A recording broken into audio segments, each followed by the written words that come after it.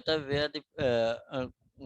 Where parties to suit agree to question fact and law decided between them. वो आपस में agree कर लेते हैं कि जी ये जो क्वेश्चन अप्लाई है हम मिलकर डिसाइड करेंगे। दे में state in same suit same issue and enter into agreement in writing that upon the finding of the court in affirmative or negative। Court का मतलब जो भी फैसला आएगा, कोर्ट का जो भी फैसला आएगा उस पे क्या करेंगे, sum of money specified in agreement और to be ascertained by court in such manner shall be paid by one party to another। दोनों पार्टी जो है ना आपस में एक इशू फ्रेम करती हैं और वो कह देती हैं कि जी इस पे कोर्ट ने डिसाइड करना है कि जी कितनी अमाउंट किसको पे करनी चाहिए। ठीक है, सपोज के एग्रीमेंट टू सेल हुआ है madam Naima and madam Lubna Shane साहब के खिलाफ 30 लाख पे के में एक एकड़ खरीदा गया और एक 20 लाख पे कर दिया था अर्नेस्ट अमाउंट। अब दोनों पार्टीज कहती हैं कि जी एक पार्टी कहती है नहीं मुझे अब ज़्यादा अमाउंट हो गई है तो 15 मिलना चाहिए, दूसरी कहती है कि नहीं ये मुझे रियायत करें 5 लाख मिलनी चाहिए। ठीक है, तो वहाँ पे वो इशू फ्रेम कर देते हैं कि जी बकाया कोड बताया कि जी कितनी अमाउंट मिलनी चाहिए डिफेंडेंट को। ठीक है, तो वो कोड जो है उस पे मतलब उस पे इन दोनों पार्टीज की एविडेंस ले लेगी, एविडेंस लेके कोर्ट फैसला कर देगी जी इतनी अमाउंट पे होनी चाहिए दूसरी पार्टी को, या वो कहेगी कि जी ये इस पार्टी का ये राइट है, ये इंटाइटल्ड है, ये पार्टी किसी पार्टी का किसी राइट को डिक्लेयर कर देगी, डिक्लेयर्ड या entitled the same right some right. ठीक है, वो राइट वो डिक्लेयर कर देगी।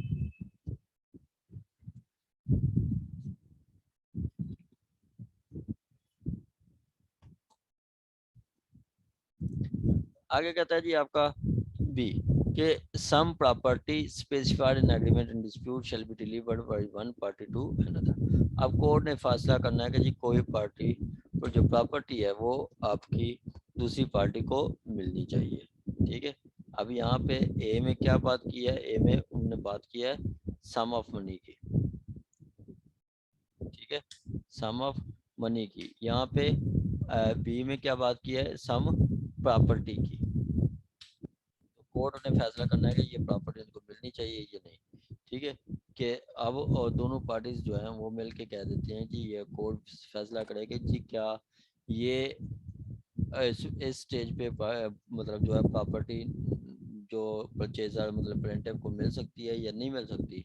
ठीक है, तो उस पे कोर्ट डिसाइड करेगी, एविडेंस लेगी, एविडेंस लेके डिसाइड करेगी कि जी वाकई उनको मिलनी चाहिए या नहीं मिलनी चाहिए या नहीं।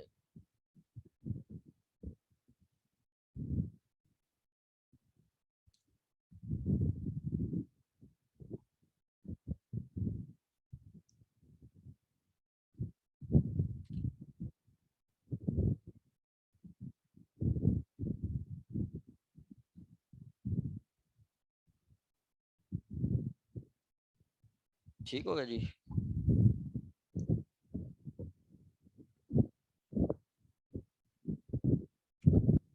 आगे थर्ड वन है कि जी कोई आपका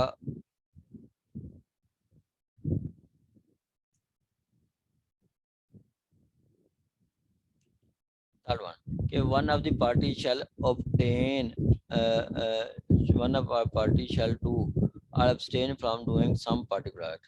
किसी पार्टी को कह देगी कि जी ये काम करें या ये काम ना करें, मतलब एक पार्टी को कह देगी जी आप ये प्रॉपर्टी फर्दर सेलिनेट ना करें, या ये एक पार्टी को कहेगी कि जी इतनी अमाउंट आप पे करें, इतनी अमाउंट आप पे करें। ठीक हो गया जी, ये आपका ऑर्डर 6 है।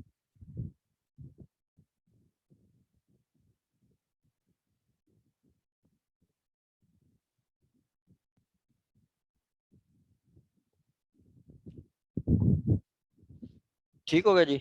आगे 7 क्या कहता है, 7 कहता है आपका कि जी court if satisfied the agreement was executed in good faith may pronounce judgment। अगर कोर्ट देखती है कि जी आपका जो एग्रीमेंट ठीक हो गया है, ठीक है, दोनों पार्टी जो है ऊपर में ये 6 के तहत जो एग्रीमेंट किया है वो एग्रीमेंट उनका ठीक है आपस में, तो वो क्या करेगी, वो कोर्ट आप उस पर फैसला कर देगी। ठीक है, कोर्ट उस पर फैसला कर देगी, मतलब 6 में जो उनका एग्रीमेंट हुआ था वो कोर्ट लगता है कि वो एग्रीमेंट ठीक है तो कोर्ट उस पर फैसला कर देगी। कहता है when court is satisfied, when court is satisfied, ठीक है, व्हेन कोर्ट इज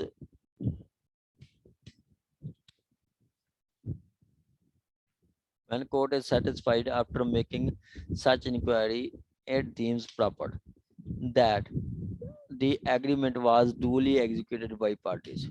अब एग्रीमेंट जो है वो सही, मतलब according to law proper execute किया गया, दोनों पार्टी के साइन कोटे दोनों पार्टीज के हैं। और दूसरा कहता है they have substantial interest in decision. अब दोनों पार्टीज का इंटरेस्ट है उस डिसीजन पे। तीसरा कि the same is fit to be tried and decided. अब वो केस भी ऐसा है कि जो डिसाइड होना चाहिए, ठीक है, वो डिसाइड होना चाहिए, वो डिसाइड होना चाहिए। तो कोर्ट क्या करेगी, it shall record and try the issue. वो जो इशू होंगे वो कोर्ट ट्राई करेगी जो वो पीछे लेके आए थे, ठीक है, वो जो लेके आए थे, and state in finding decision thereon in the same manner as if issue has been framed by court. तो कोर्ट उनको ऐसे डिसाइड करेगी कि जैसे वो इश्यूज कोर्ट ने डिसाइड किए थे, वो इश्यूज कोर्ट ने तैयार किए थे। अब मैं आपको बता रहा हूँ कि जी 6 में क्या है कि वो पार्टीज खुद इशू पर तैयार करती हैं, बना के दे देती हैं, खुद इशू तैयार करती हैं, वो तैयार कर मतलब बना के कोर्ट को दे देती हैं। कोर्ट बाद में देखती है कि जी वाकई एग्रीमेंट उनका ठीक है, दोनों पार्टीज रजामंद हैं, दोनों पार्टीज का इंटरेस्ट है, केस भी ट्राई होने के काबिल है, तो कोर्ट उनके इशू रिकॉर्ड करेगी और इशू फ्रेम करके उस पर के डिसीजन देगी और ये समझा जाएगा जैसे उनका अपना केस है।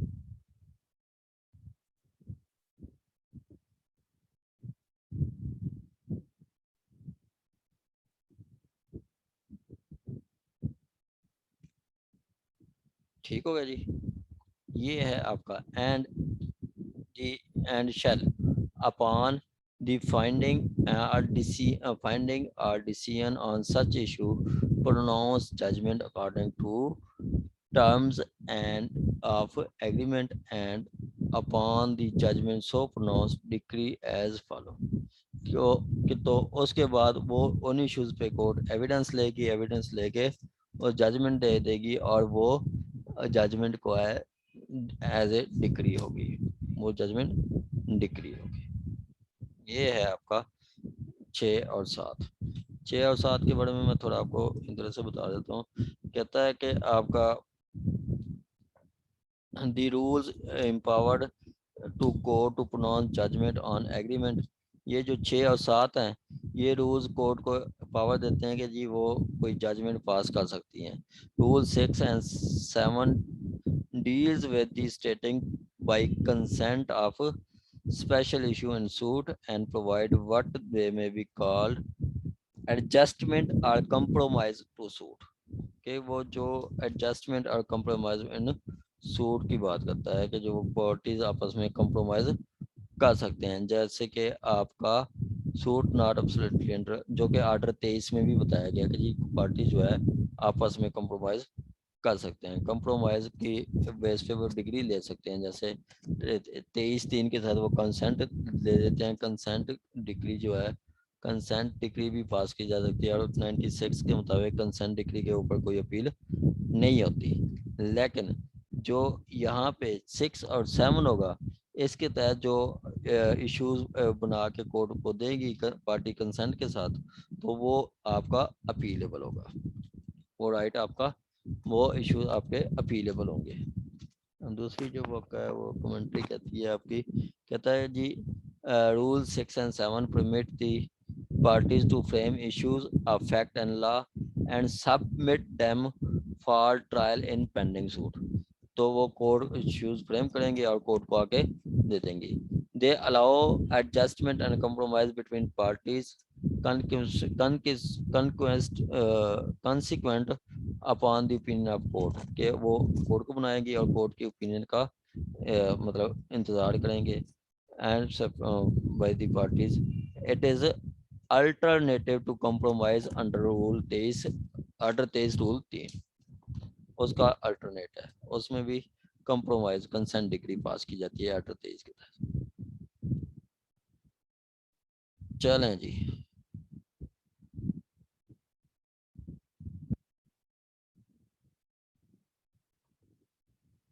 ठीक हो गया जी। यहाँ तक किसी का कोई क्वेश्चन हो तो आप पूछ सकते हैं।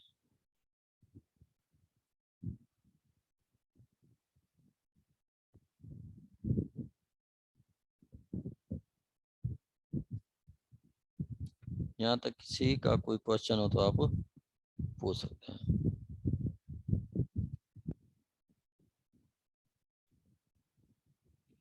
जी मैडम लुबना शेन साहब। जी सर, नहीं कोई क्वेश्चन नहीं है, सब समझ आ गया। जी शुएब साहब। नहीं सर, कोई क्वेश्चन नहीं। चलें जी, आगे जी हम पढ़ेंगे ऑर्डर 15।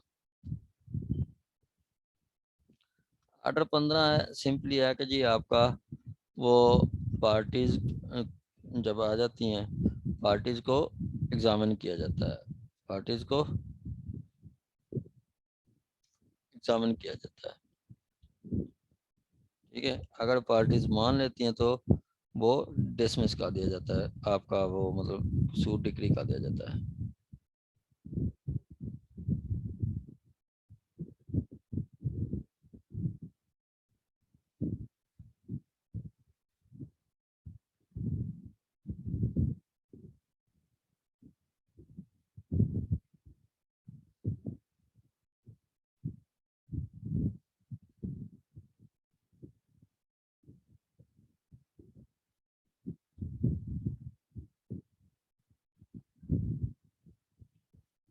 आगे जी आपका ऑर्डर 15।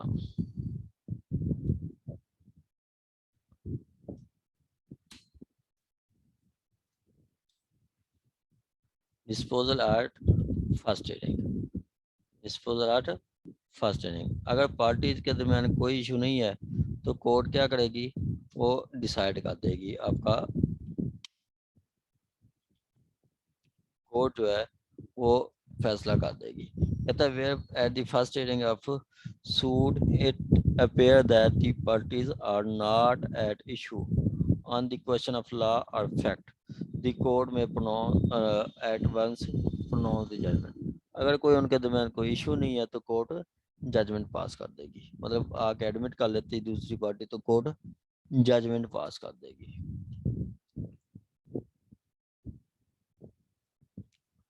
आगे कहता है where one of the part one of the several not an issue। अब देखें शुएब साहब ने एक एग्रीमेंट टू सेल किया, madam Naila, madam Aqsa, madam Iqra, madam Ishaja के साथ।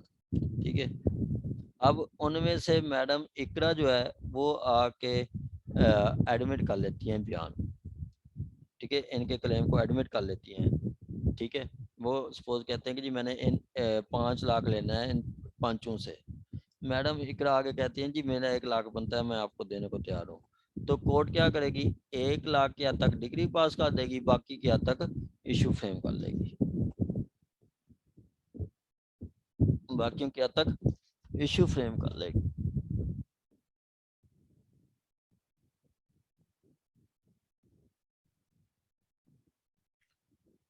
ठीक हो गया जी। आगे कहता है जी आपका where there are more defendant than one, any one of defendant not an issue with plaintiff। In question of law, the court may pronounce the judgment against such defendant कि जो इन अगेंस्ट नहीं है, मतलब जो आके admit कर लेता है उसके तक कोर्ट क्या करेगी, जजमेंट पास कर देगी and the suit be proceeded against other defendant, बाकियों के तक कोर्ट इशू फ्रेम कर देगी। ठीक है, बाकी के तक कोर्ट इशू फ्रेम कर देगी। ठीक होगा जी। आगे है जी आपका 3, इम्पोर्टेंट नहीं है एज सच कोई 15। आगे फिर इम्पोर्टेंट आ रहे हैं 16, 17 और आपका 21, 16, 17 और 21।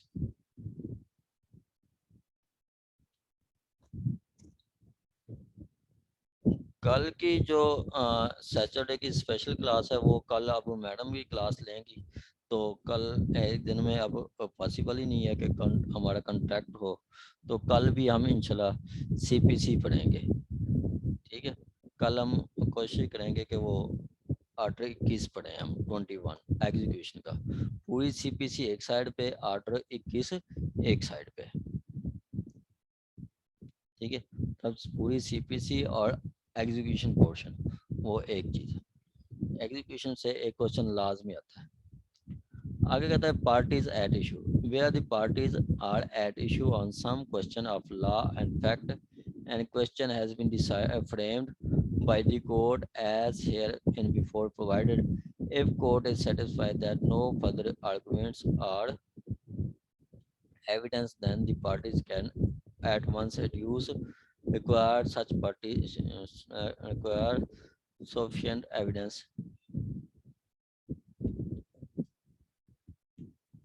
कहता है where the parties are at some question are at issue on question of law or fact। अब पार्टी जो है एट इशू है, मतलब दोनों पार्टीज के दरमियान वो वेरिएंस है, दोनों पार्टीज एट वेरिएंस है, इशू है। ठीक है, तो क्या करेगी, issue has been framed, court ने इशू भी फ्रेम कर दिया है। ठीक है, कोर्ट ने इशू भी फ्रेम कर दिया है।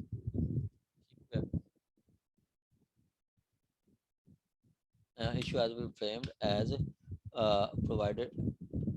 Issue has been framed as here before provided. If court is satisfied no further arguments or evidence that parties can at once adduce is required upon such issue as may be sufficient for the decision of suit, and no injustice will be result from the proceeding of suit, court may proceed to determine such issue, and if finding thereupon insufficient, decision may be pronounced the judgment accordingly, whether summon has been issued for the settlement of issue only or disposal of suit or disposal of suit। ठीक है, कि अब कहता है कि जी issue frame हो गए।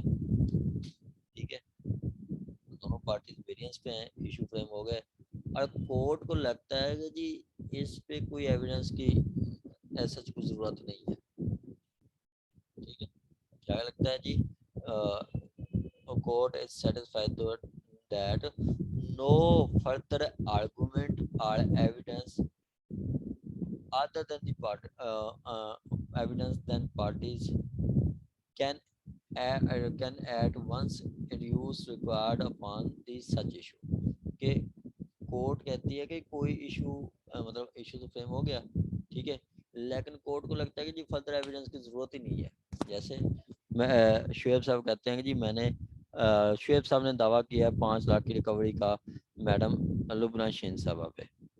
ठीक है, अब मैडम लुबना शीन साहबा कहते हैं कि मैंने तो इनसे कोई 5 लाख नहीं लिए, कोई होते मैं तो इनको जानती नहीं हूँ।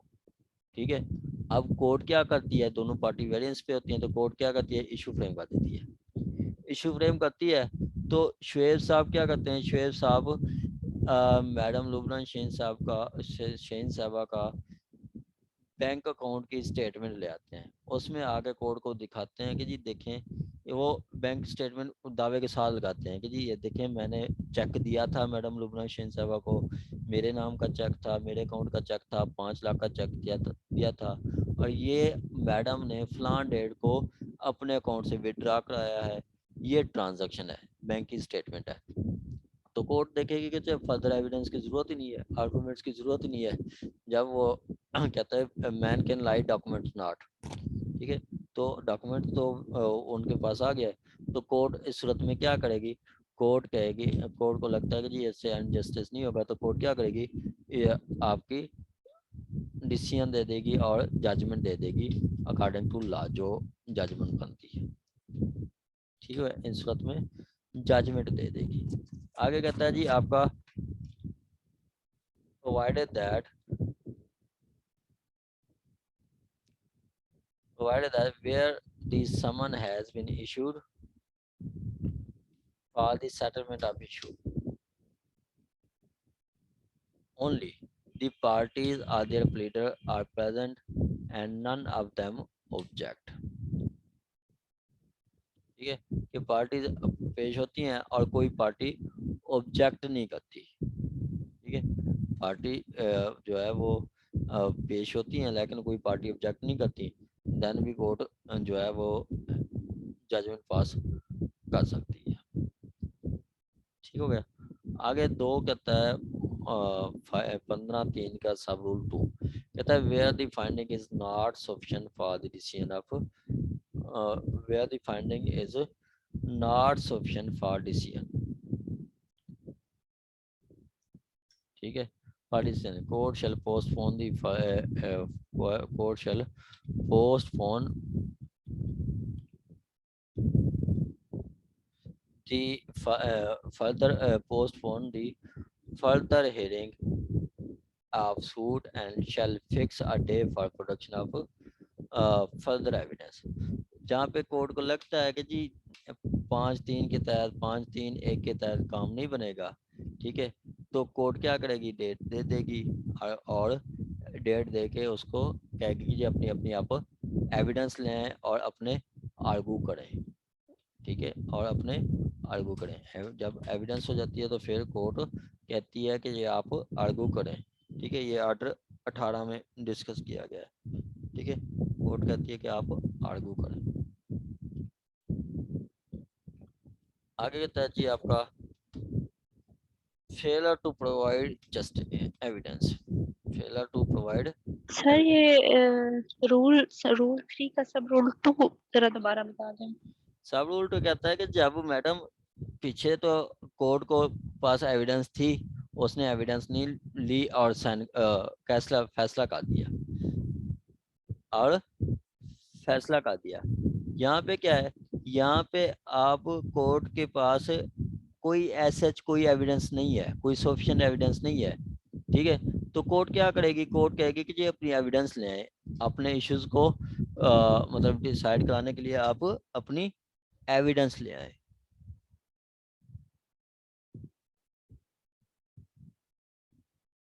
ठीक हो गया सर।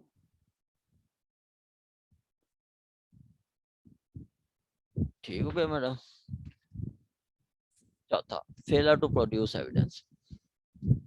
हम 15 पढ़े, 15 के डिस्पोजल ऑफ सूट के मतलब जैसे इशू फ्रेम हुआ, कोर्ट को लगता है कि जी जो ये मतलब 14 के बाद कोर्ट को लगता है कि कोई इशू नहीं बनता, कोर्ट फैसला कर देगी, डिसाइड कर देगी। कोर्ट को लगता है कि इशू है, ठीक है, लेकिन एविडेंस की जरूरत नहीं है, तो कोर्ट उस पर भी आपका वो बगैर उसकी मतलब एविडेंस के इशू फ्रेम के एविडेंस ले मतलब फैसला कर देगी।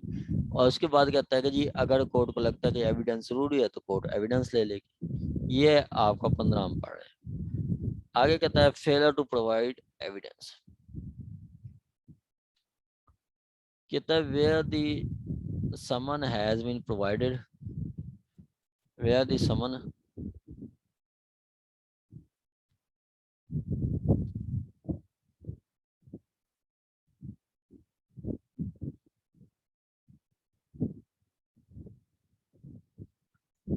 कहता है where the summon has been issued for final disposal after suit either party failed without sufficient cause to produce the evidence. ठीक है, फाइनल डिस्पोजल पे था, कोर्ट पार्टीज जो है एविडेंस नहीं लाई, विच ही इज रिलाई, जो जिस पे वो रिलाई करती थी वो एविडेंस नहीं ले आई। आपकी जो है दूसरी आपकी पार्टीज जो है वो एविडेंस नहीं ले आई, तो कोर्ट क्या करेगी, कोर्ट में प्रोनाउंस दी जजमेंट, कोर्ट जजमेंट पास कर सकती है, जरूरी नहीं है कि वो उसके एविडेंस करेगा, वेट करती रहेगी। And may if things fit,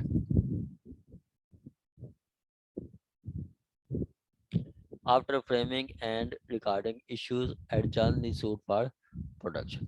ये कोर्ट चाहे तो डेट भी दे सकती है, क्या करती है कोर्ट, डेट्स देती रहती है, डिसाइड नहीं करती, कोर्ट डेट देती है, डेट पे डेट मिलती रहती है। ठीक है, डेट पे डेट मिलती है, इंसाफ नहीं मिलता। ठीक है जी, of such evidence and may necessary for decision upon such issue।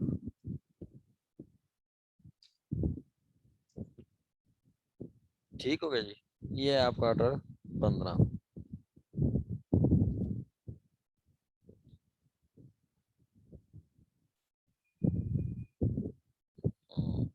ये ऑर्डर 15 है आपका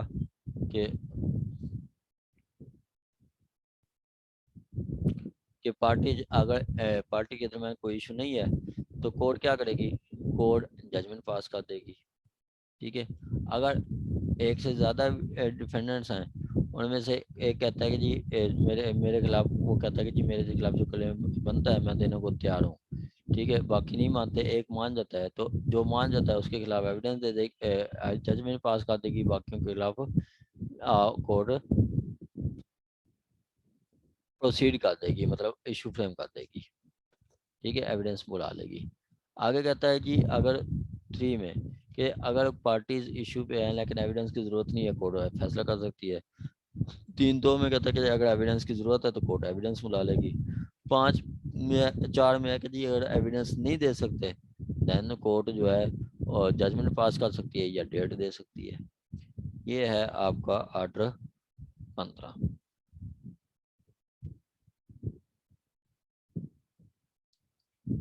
ठीक है, आ गया जी आपका ऑर्डर 16।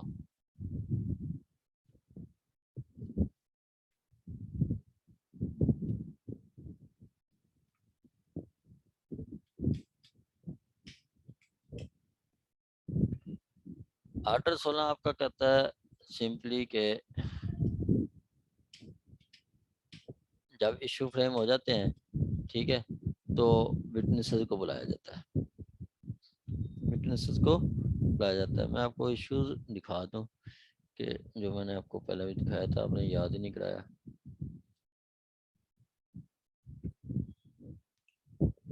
ये हैं इश्यूज। ठीक है, ये इश्यूज हैं जी। अब स्पेसिफिक परफॉर्मेंस का दावा है, ठीक है, तो कोर्ट ऑर्डर लिखती है, कहती है कि out of divergent of pleading. ठीक है, प्लीडिंग या वो कंप्लीट लिखती है, pleading and the examination of parties on oath and production of record documents, the following issues hereby framed, कि ये इश्यूज फ्रेम किए गए हैं। अब एग्रीमेंट उसे लेके वो लिखा जाएगा कि क्या प्लेंटिफ जो है ने डिफेंडेंट के साथ एग्रीमेंट किया है, whether plaintiff enter into agreement with agreement to sell with respect to suit property bearing office number 302 Sadiq central letter और Lahore in consideration amount of 6500 6,50,000 dated 21/1/2020 OPP, ये ओपीपी है। ठीक है, आगे कहता है मतलब ये प्लेंटिफ प्रूव करेगा। आगे कहता है whether the suit is fast and freeze liable to dismiss, ये डिफेंडेंट प्रूव करेगा क्योंकि डिफेंडेंट कह रहा है कि जी ये इसका क्लेम फॉल्स है। आगे कहता है जी क्या प्लेंटिफ कहता है कि काज ऑफ एक्शन नहीं बनती, वो भी डिफेंडेंट कहता है काज ऑफ एक्शन नहीं बनती। तो आर्डर 100 सेक्शन 117 हमने क्या पढ़ा था कि जी he who allege must prove it, he who allege must prove it, जो अलेज करता है वो ही प्रूव करता है।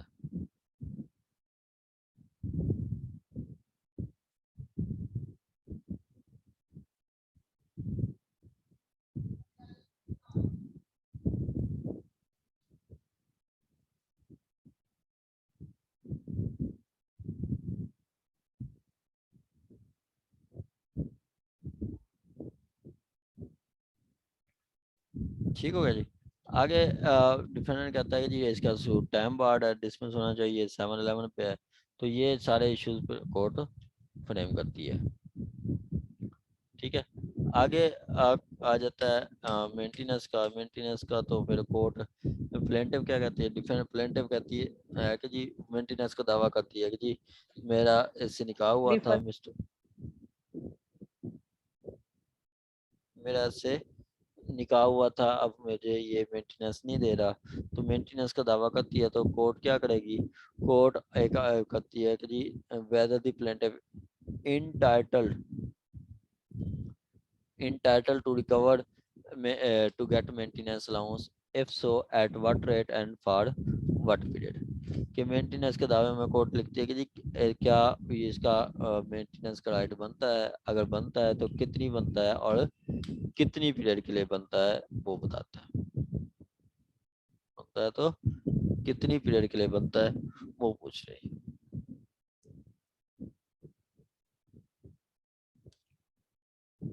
और आगे कहता है अगर सपोज कि आप पार्टीशन का सूट है तो वो लिखती है whether the property is divisible, क्या प्रॉपर्टी तकसीम के काबिल भी है या नहीं। ठीक है, तकसीम के काबिल भी है या नहीं। अब जैसे वो कहते हैं कि जी कोई प्रॉपर्टी मस्जिद में आ गई है तो वो डिवाइड नहीं होगी, कोई प्रॉपर्टी आपका कोई गार्ड वगैरह बन गया है वो डिवाइड नहीं होगा। तो वो पहले क्वेश्चन होता है कि क्या प्रॉपर्टी तकसीम भी हो सकती है या नहीं। अगर हो सकती है एफसो, अगर हो सकती है what are the respective share of parties, parties के रिस्पेक्टिव शेयर्स क्या होंगे, ये ओपी पार्टीज, ये पार्टीज ने प्रूव करना है। जैसे बहनें आ जाती हैं कि जी मेरा शेयर बनता है, इतनी शेयर बनता है और मेरे भाई नहीं दे रहे, तो वो तकसीम का दावा करती है, तो वो ये करता है पहले।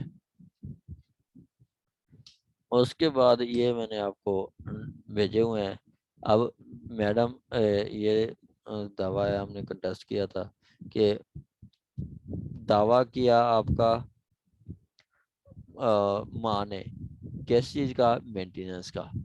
ठीक है, तो बाप ने क्या कर दिया, बाप ने कस्टडी मांग ली कि जी बच्चे की कस्टडी मुझे चाहिए। माँ मेंटेनेंस मांग रही है, बाप कस्टडी मांग रहा है। ठीक है, तो इस सूरत में दोनों को कोर्ट ने कंसोलिडेट कर लिया, दोनों केसेस को, सिविल सूट को और गार्डियन पिटीशन को।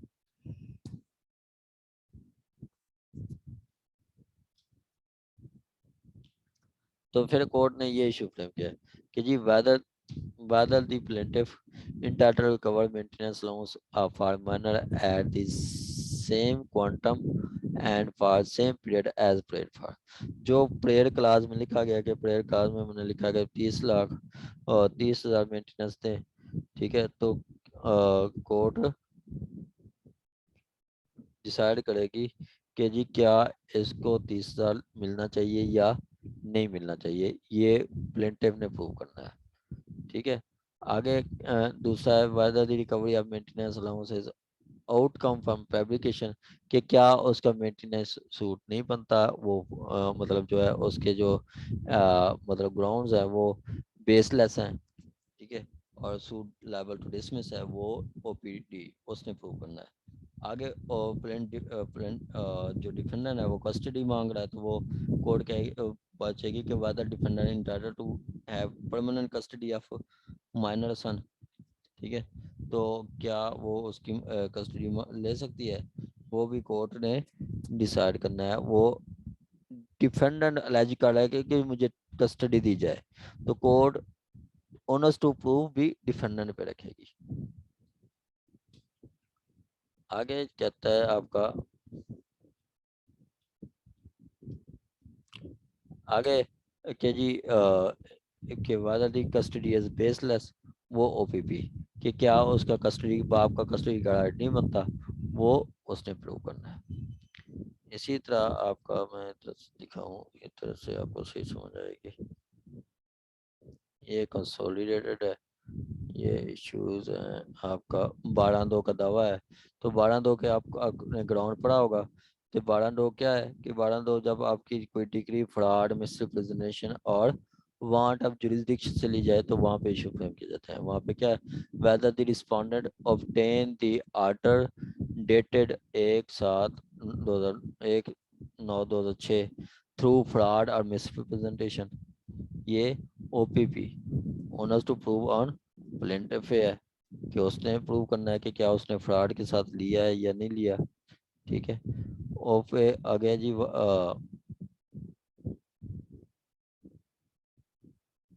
आगे है जी आपका whether the petitioner are stopped by the conduct institute in instant petition, कि क्या वो आपका कोर्ट कहती है कि जी क्या उनको स्टॉप मतलब जो है वो जो डिक्री ली है क्या वो उन अपने बयान के मुनरफ हो रहे हैं कि पहले उन्होंने कहा कि जी ये डिक्री ठीक है, अब वो डिक्री के अगेंस्ट आ गए हैं, तो कोर्ट क्या करती है कि क्या उन पे राइट ऑफ स्टॉप अप्लाई होगा या नहीं होगा, मतलब रेस्ट जुडिकाटा लगेगा या नहीं लगेगा, ये उसकी बात कर रहा है।